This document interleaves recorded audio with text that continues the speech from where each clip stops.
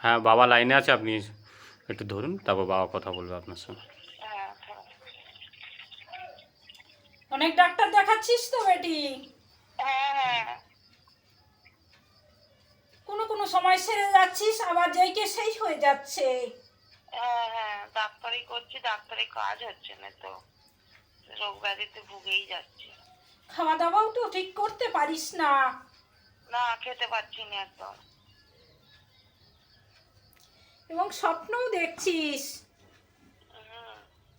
স্বপ্ন কি দেখে মনে করতে পারছি না। মাথা সব সময় কাজ করে না বেটার? হ্যাঁ,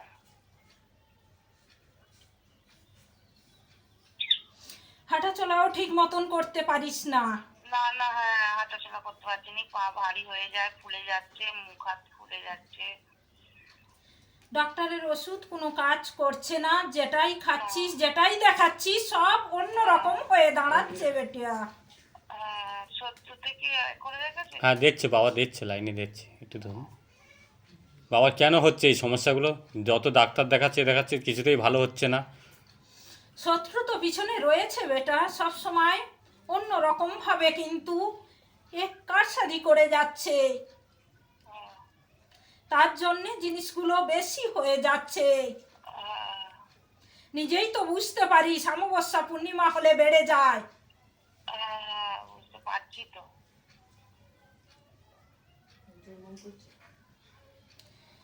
এবং দুর্গন্ধ জিনিসও ছড়ায় যখন তখন আসে বেটা। উঠোনে যা বাস্তুতে ছড়িয়ে দিয়ে যায়, এটা সেটা কাজ করে দিয়ে যায়। খারাপ কাজ করে দিলে তখনই আমি বেশি ভুগি। দেখ, একটা শত্রু নয়, 5 জন পিছনে রয়েছে। কি রয়েছে? তার ফলে কিন্তু নিজের শরীর প্রচন্ড খারাপ হয়ে যাচ্ছে, বিছনা সহ্য হয়ে যাস। হ্যাঁ, বিছানা সজ্জাই হয়ে যাচ্ছি তো।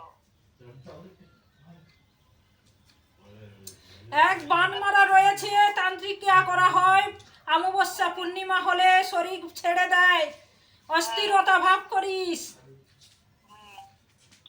আমি আমি শনিবার দিনে যাচ্ছি, কিছু আসিস বেটি, আসলে সব ভালো হয়ে যাবে। এক পেয়ে ডাক্তার রয়েছে। অবশ্যই যাবো, ওই জন্যই তো একটু জেনে নিচ্ছিল কিছু। আয় বেটা, আসলে ঠিক হয়ে যাবি। ক্রিয়া করতে হবে, কাটান আছে এবং ঔষধ রয়েছে।